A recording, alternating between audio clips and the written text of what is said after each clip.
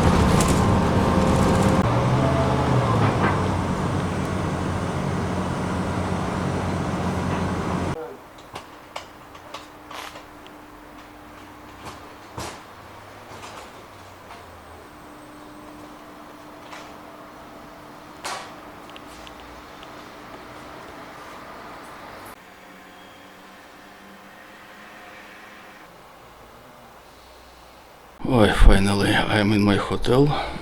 This room price is 32 euros. 32 euros.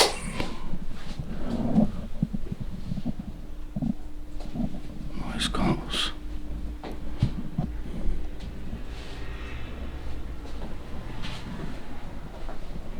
Breakfast is included.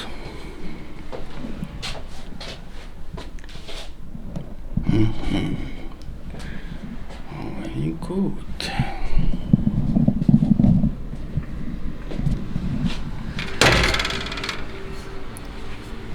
Wow, so beautiful.